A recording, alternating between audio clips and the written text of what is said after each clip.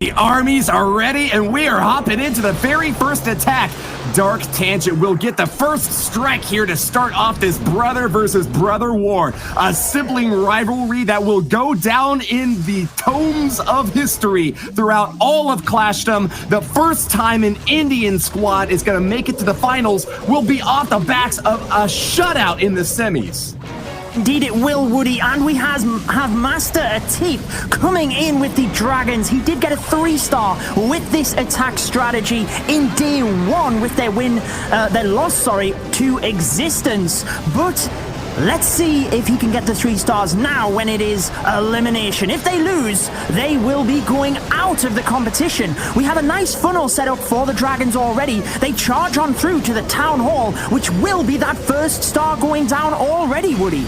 Master Atif is the opener for Dark Tangent. He always strikes first and sometimes strikes hard. Picked up a 3-star in the war against Existence. Even though his squad lost that match, he has proven his skills before, and with a mass drag attack with a spicy little E-drag out on the right side corner, he is really doing some massive damage super fast here. That's exactly how you want to play it. Rage spell spread out all over to keep these Dragons on target. That Eagle Artillery still firing away, and with a single target Inferno and air defense to protect it, this battle isn't over yet, Judo. It's going to be close, Woody. He does have a big pack of Dragons to the left-hand side, and the thing that I notice is the Royal Champion is yet to be used. He is really holding on to that hero to try and deploy it at the correct time. He still has the Queen ability. He's allowing the Dragons to take out as much of the base as possible. There comes the Royal Champion. Hopefully the shield can get through the air defense. Will it be the opening 3-star for Dark Tangent, Woody? It could still go either way at this point with the single target Inferno raining down damage.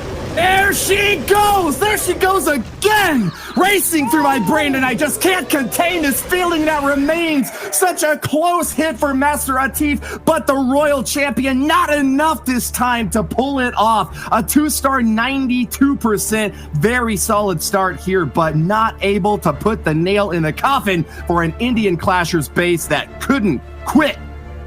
Very, very close. The single target Inferno had about 1% health. However, we do have to note that Dark Tangent did not get off to the best start yesterday in their War to Nova Imperium. They actually went 2-3 stars behind and still managed to get the victory. So their confidence will be high. But it is the MVP currently of Indian Clashers 11 who is kicking off this war for them.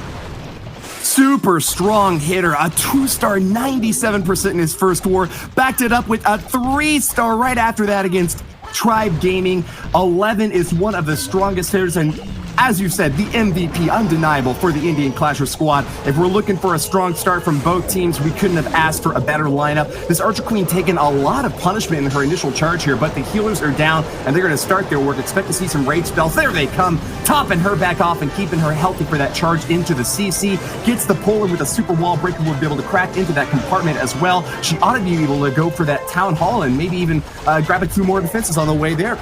Beautiful, and the thing I like is the couple of Hog Riders in towards the air defense. Oh, they take it down, Woody, which is brilliant to protect the healers as he moves through. The Queen is comfortably taking down the clan castle before engaging the Town Hall. As you can see now, you called it perfectly. Beelined to the Town Hall. That will go down and provide a fantastic start for the hybrid. And we already have one of the scatter shots getting tanked on the left-hand side of the base as well, Woody.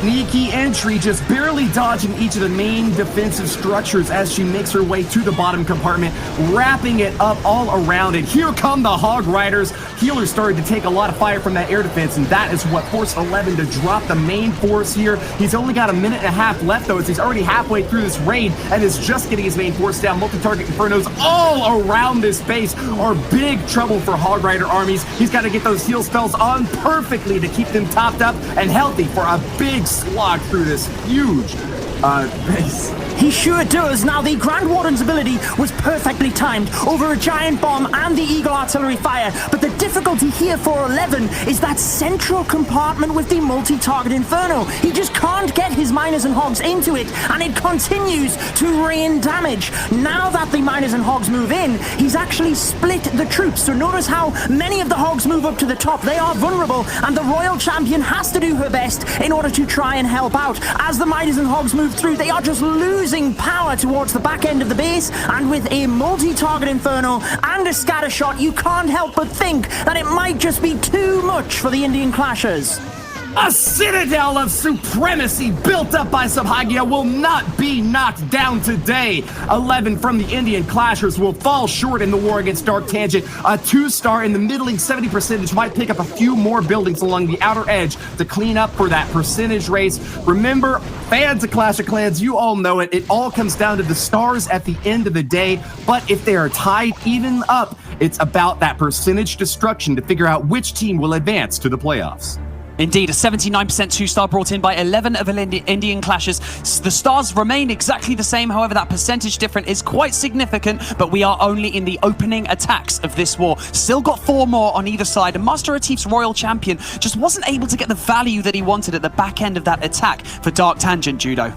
No, he didn't, but at least we have 2 comfortable 2-stars. I do not question the pressure on both of these teams, especially as Eric was saying just beforehand. They know each other well, but we have Krishvish Noi attacking with the Super Witches, Woody, something we haven't seen a lot, but in this qualifier, we've seen a couple of 3-stars with them. Oh yeah, and I think that Christian Vishnoy has done a great job on base identification for this attack.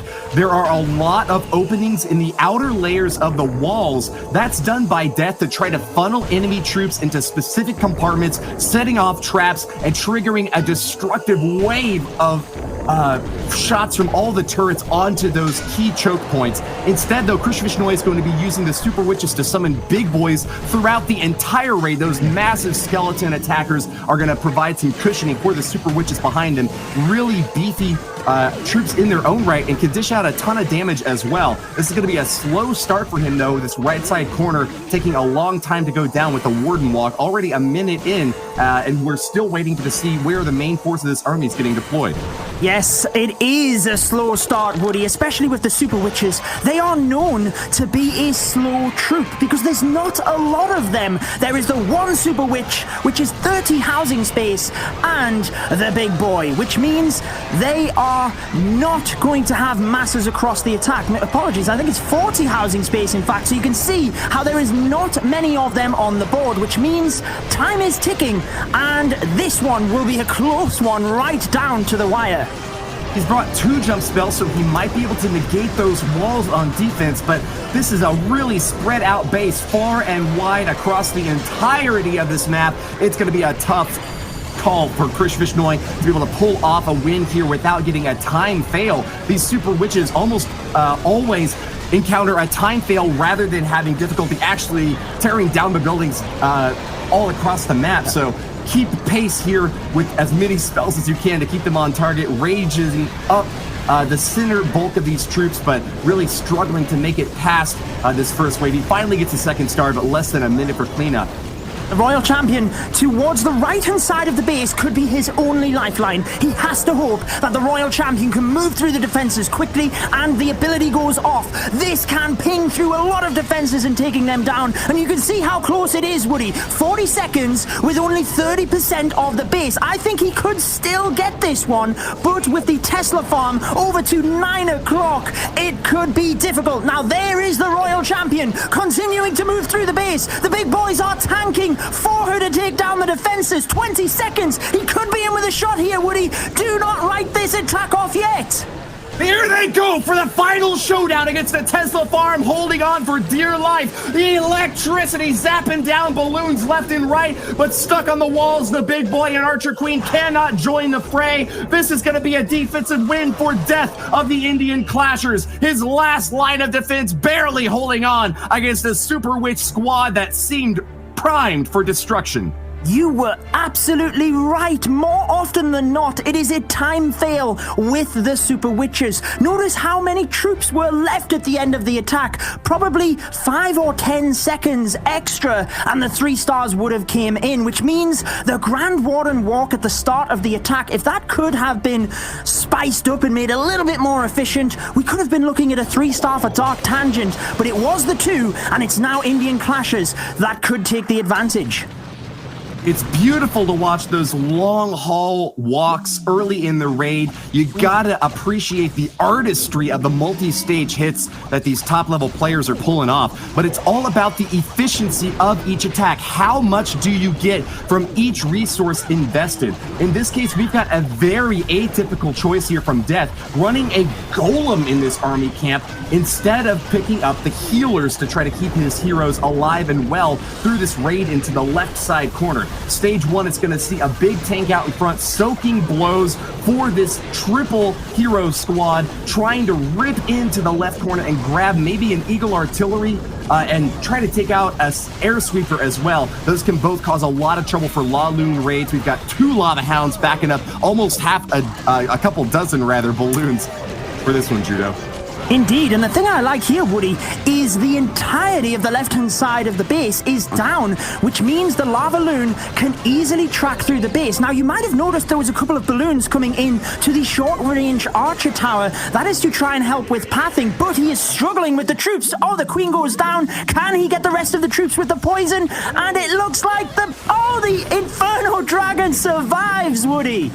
Just a tiny sliver of hit points there. Even a minion could take it down if it gets the lock, which it ought to. They're walking into range. Anything. A few more added on, and that'll be enough for Death to take out the Inferno Dragon. But keep an eye on the main phase of the raid now, forcing out a 3-spell. That scatter shot was looking awfully scary, but Death has got a plan for everything, and here he comes. He is inevitable. Just like Thanos, he is sweeping through, snapping his fingers, and buildings go down. Another one goes down.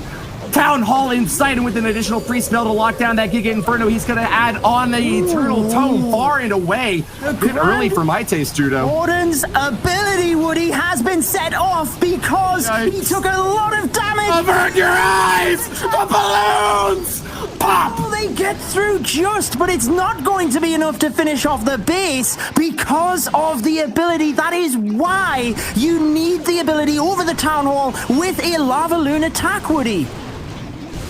Yikes, yikes, yikes. That was a big hit for those poor loons. Some of them survived thanks to the life orb provided by that Grand Warden. But wow, we are running short on troops and short on time as well. Doing our best to make our way through a single target Inferno. The Dragon's been able to lock on support from the Grand Warden. We'll be able to pop it. Oh, no, get it down. And that's going to be the last line of defense, holding on yet again. No 3-stars at all, Judo, for this war so far.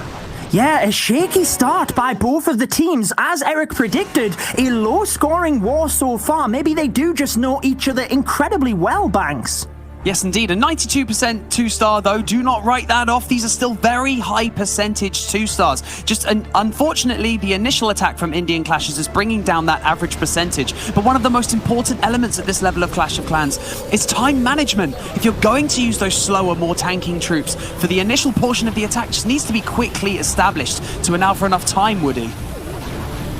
Yep, time fails are really heartbreaking in this war, especially when these two teams have fought so hard just to come up against a sister clan in the semifinals. But we got to recoup. There's no time to lick our wounds. Sabhagya is moving in for the next hit now for Dark Tangent. He's got a Yeti Smash army with 3 witches to go the distance. A jump spell added on top for a base that's really spread out. Lots of walls separating the innards here, but once you kind of crack through that one layer, if he drops that jump spell maybe near where that Barbarian King plinth is, he should have access to a lot of this base. He's going for that Grand Warden walk early on here as well, so that's going to be an easy chunk out of the left side. Great funneling done by Sabhagia on the first stage of this attack, Judo. An interesting base for sure, with the scatter shots central in the base to mean it is difficult to get to. No lightning value around there, but he managed to take down the single target Inferno, a couple of other defenses, and that also means for his Grand Warden walk, he is safe. He can take his time, set up the funnel, and now we see the supporting Yetis come through to draw the Grand Warden up to the top of the base. And look at the sneaky goblins, Woody. They are so quick to set up the funnel, taking out the resource buildings and driving the Yetis in towards the town hall with the wall wrecker there to support. No poison spell with this attack, and it looks like Sabhagia is going to do it the old-fashioned way, tearing through these CC troops with a massive army, but the Archer Queen forced to pop that ability early is going to be a big letdown. He was hoping that the rest of the troops would be out in front to block for her. Now she's really low, and with an Eagle Artillery firing away at the entire club, that's going to require an Eternal Tome to protect as they path their way over that Giga Bomb. Town Hall goes down for the first star, and Sabhagia is about to grab the second, but this is still a lot of damage raining down on the Rage. This sure is, Woody, but the healers are stuck on the Queen because she took so much damage. That has left the Yetis and bowlers vulnerable, and there they go. They are down in a Yeti smash attack. You need your healers on the Yetis. They stuck with the Queen at the back, and unfortunately, that left his attack vulnerable, but he's managed to get the center of the base, and with the Royal Champion's ability, he could still sneak this one. A freeze to end all freezes. The blizzard of the year by Sabhagia shut down the Eagle Artillery, and the 1-point defense firing away at the Archer Queen long enough for her to get her job done. This is still a big army along the bottom side of the base, cruising through what looks like defenses that have cracked and fallen. Sabhagia has done it. This is looking like our first triple, Judo. 3 stars all day long, Woody. The king has his ability. 30 seconds on the clock. No time fail for this attack. Dark Tangent take the lead, and it will be Indian Clashers that now have to respond. They are behind in this war. The Swag King, floating high and mighty. Lots of bling hanging off of him, ready to pop that Iron Fist anytime he needed it, but he didn't even have to bring the fire that time. Knocked it out for a triple, and that puts Dark Tangent far into head, the only 3-star we've seen so far this war, and really forces Salim into a tricky pickle. While Salim was instantly in there, Woody. There was no time in between the matches. He went into attack as straight away as the 3-star came in. He is ready to respond. His plan is set, and let's see if he can execute it. The Queen charge is gently taking away the left-hand side of the base with the Yeti and the baby dragon to funnel, and this will allow the Queen, alongside a beautifully timed super wall breaker, directly into the town hall. But it looks like with 2 extra super wall breakers, he wants her to go even further. Great timing on that free spell as well. Right when that single target Inferno was heating up the most, he shut it down and gave that Archer Queen another shot at glory, finishing off that town hall and now engaging both the CC and the Royal Champion at the same time. Poison spell is perfectly placed and a freeze right on top. It really seems the CC meta has always forced players to include an Inferno Dragon there just to require attackers to bring that extra freeze to shut it down, Judo. Exactly, and what that does is make sure that you don't have that for the regular army. I know it sounds little, but a single spell is often the difference maker. Having said that, he has used a lot of spells on this Queen, Woody. She is clinging on with a rage spell, has to use the ability, multiple expos raining fire onto her. She's struggling to get through, but if she can get the Eagle Artillery, that is his target. She's going down fast. She's onto it. Can she get the Eagle to help the Hogs and Miners as they come through? No! She doesn't! Failure for the Archer Queen, and her mission will go unnoticed. Salim's army is getting a ton of damage dumped on because that Eagle Artillery is still up. Another salvo fires away before the Hog Riders finally make their way toward the Eagle, knocking it down, but at what cost? This is going to be a really tricky race to the finish. A Grand Warden Eternal Tome protects them from some additional splash damage, but those 2 scatter shots in the bottom compartment are going to be a really big bite to handle.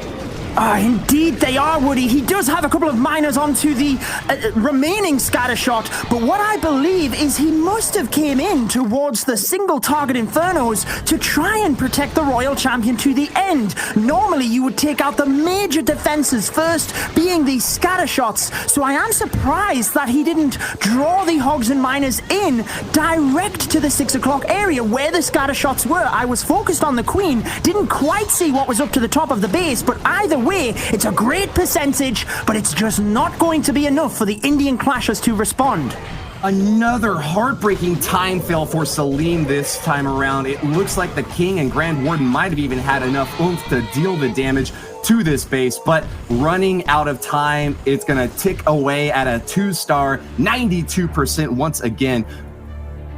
Yes, another 92% 2-star for Indian Clashers, just still unable to put that first triple on the board. But if you are just joining us now on the stream, Dark Tangent have pulled ahead by 1 star. They put the first triple on the board by Saubhagya. That was an incredible attack, and we still have plenty more to come, Woody.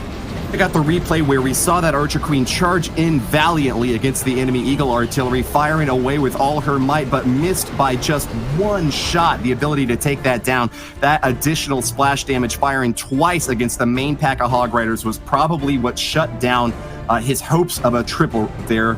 The Eagle Artillery. Now it is Piyush who is the MVP of Dark Tangent, basically, Woody. And if they get a 3-star, they will really put Indian Clashers on the back pedal.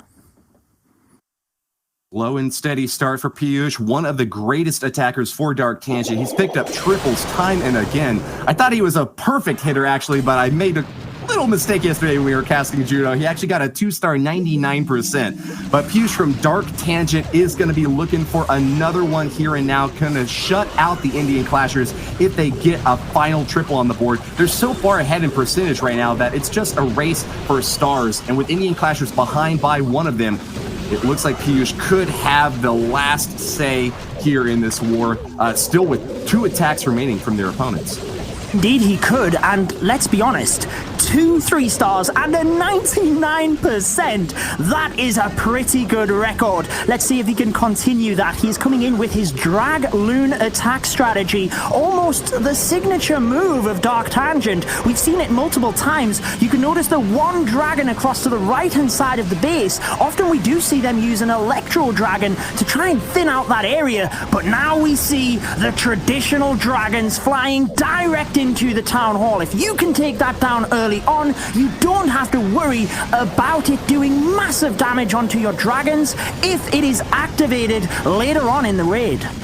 This is just 1 dragon with that Eternal Tome, but the big part of the army has been well protected. Single target Inferno heating up on a poor Archer Queen. Will she wander out of range? No, it's going to require a freeze spell to keep her safe. All the dragons are stacked up on top of each other, though, and that's looking a little bit dicey here for Piyush.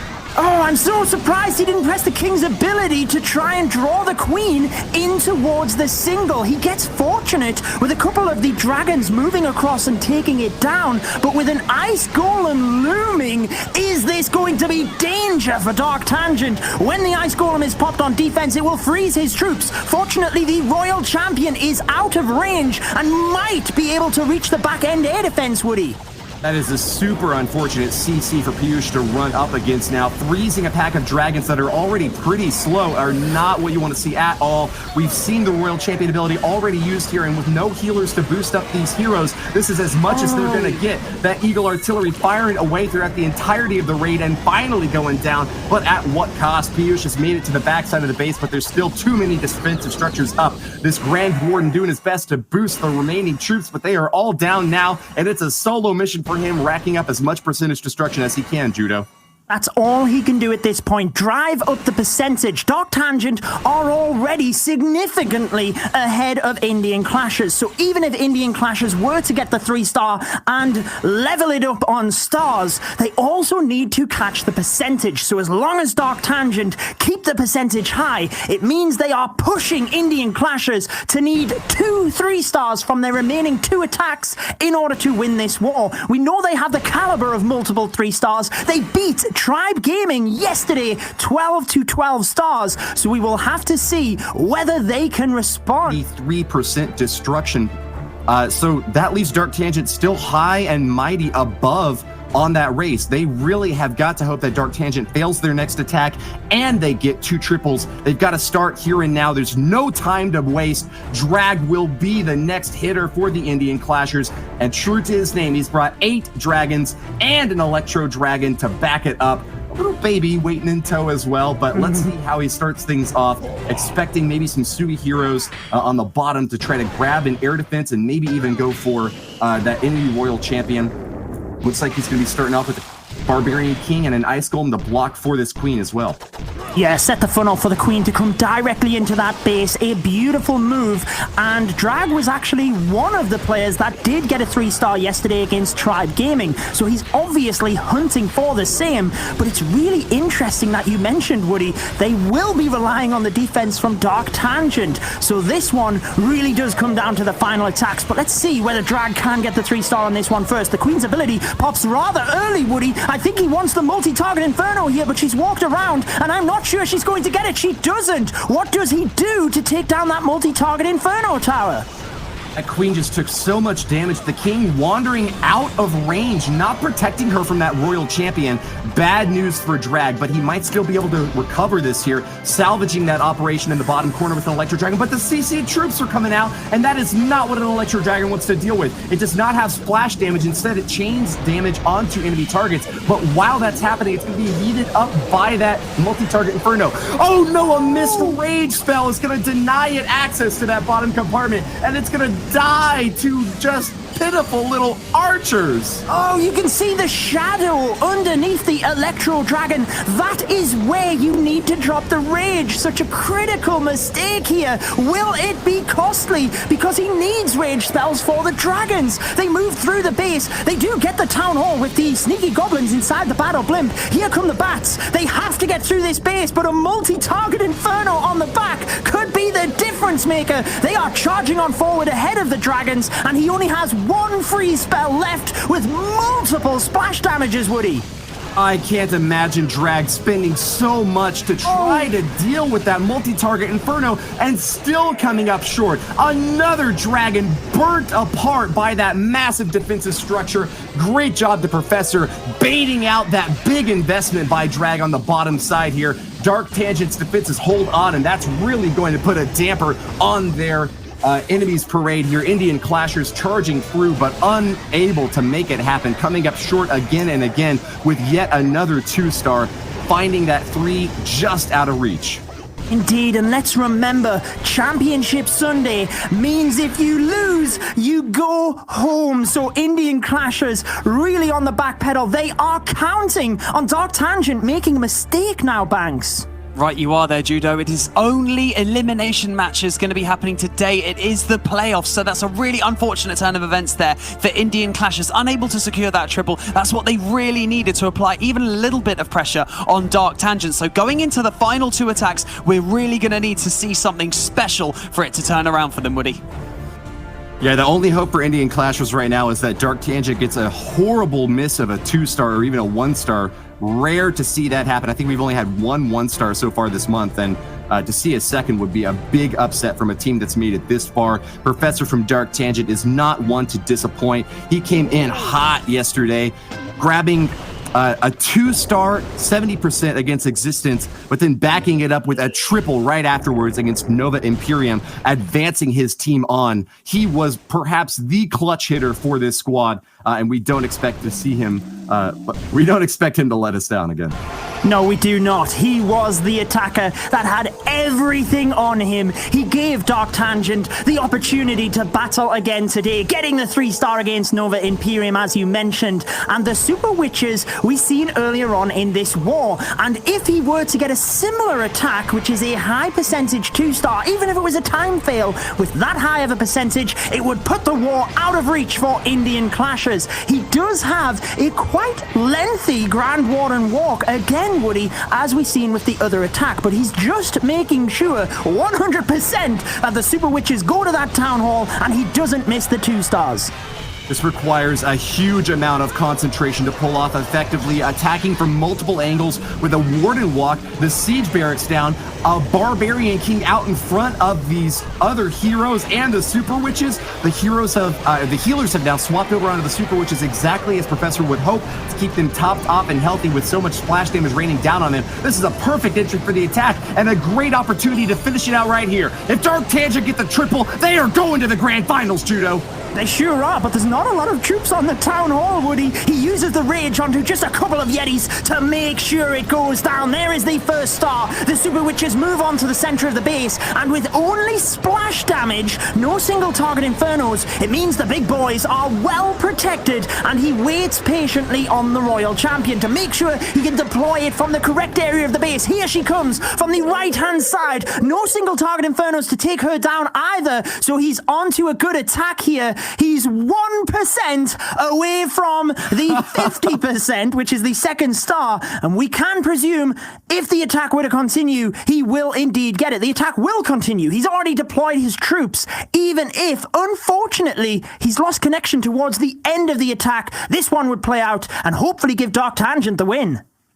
That's right. They're almost guaranteed to get a 2-star with the way things are shaped up here. So even if we only count it as a 50%, Dark Tangent are going to have a very impressive lead over the Indian Clashers. I'm running the numbers right now, and it looks like even if we just call it a 50% hit here, that would bring their total percentage destruction to 85.04. So that would actually be a pretty significant hit and leave an opportunity for the Indian Clashers to come back. But I think it's got to be higher than 50%. As the attack continues now, we'll get a chance to see how this thing is going to finish up.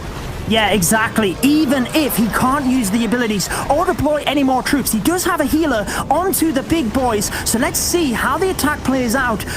We can presume he's lost connection here, Woody, and we just need the percentage higher and higher. We can see on the screen that it continues. The attack finishes, and it's 89.8% total destruction for Dark Tangent.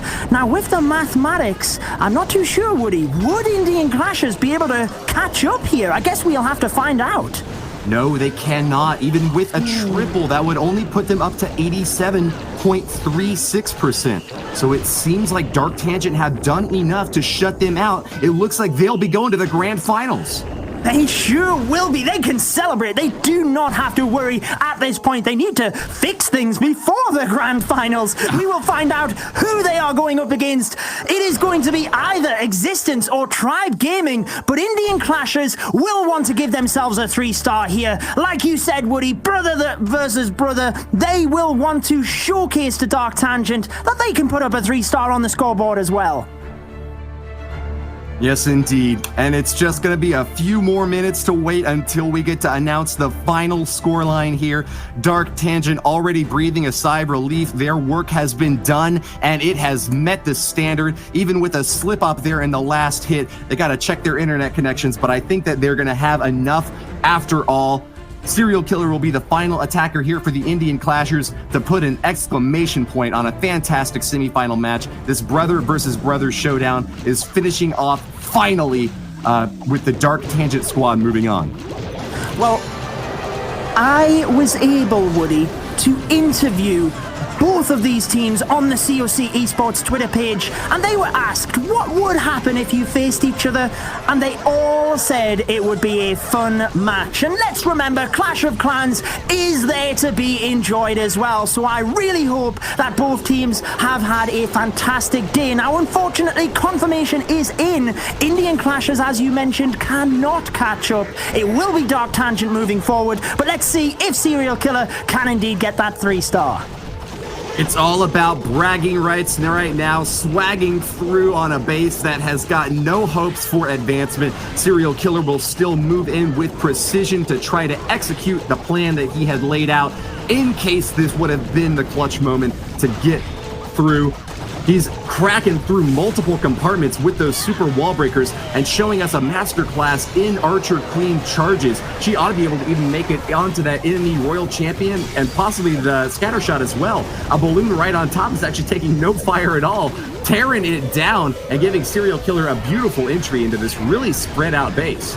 They can showcase their class, Woody. We know how good the Indian Clashers are. They have put on one fantastic performance throughout this competition, and at least they can cheer on their counterparts, Dark Tangent. We know how good this clan family is, and this attack is testimony to that. Look at this queen charge. As you mentioned, the inside of the base is gone, and the Lavaloon is only just beginning from the top area of the base.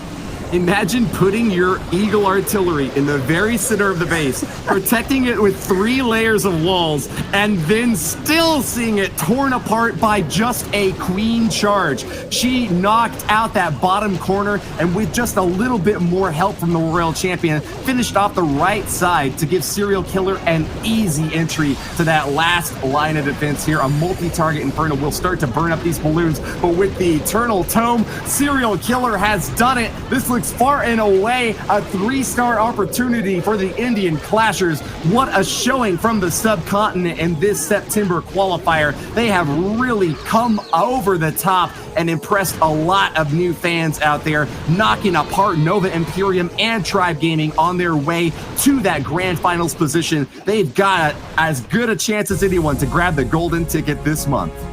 They do indeed. Serial Killer managing to close out the first semi-final match with a triple. Going out in style, Dark Tangent will be progressing into today's finals. They kept their nerve throughout, and they showed why they should be at this stage in the qualifier. I mean, what stood out in that war for you, Judo? I mean, it was actually fairly close, wasn't it, going up towards the end there? I think it shows the